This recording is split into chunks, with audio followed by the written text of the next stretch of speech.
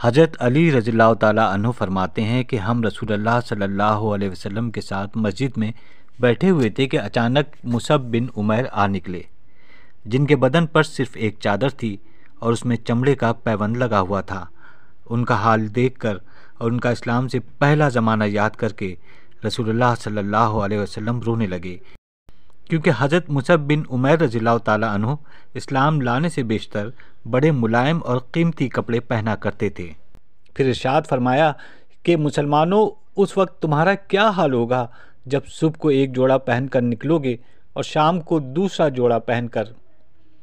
یعنی گھر سے نکلو گے اور ایک پیالہ سامنے رکھا جائے گا اور دوسرا پیالہ اٹھایا جائے گا، اور تم اپنے گھروں پر زیبتن کے لیے اس طرح کپڑے کے پردے ڈالو گے جیسے کعبے کو کپڑے سے پوشیدہ کر دیا جاتا ہے۔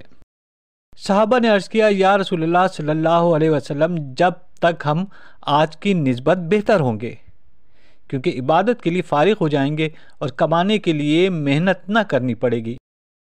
رسول اللہ صلی اللہ علیہ وسلم نے ارشاد فرمایا کہ نہیں، تم اس دن کی نسبت آج ہی اچھے ہو،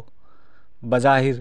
اگرچہ مفلس ہو لیکن دولت ایمان سے مالدار ہو، اور اس زمانے میں بظاہر مالدار ہوگے لیکن ایمان کے اعتبار سے مفلس۔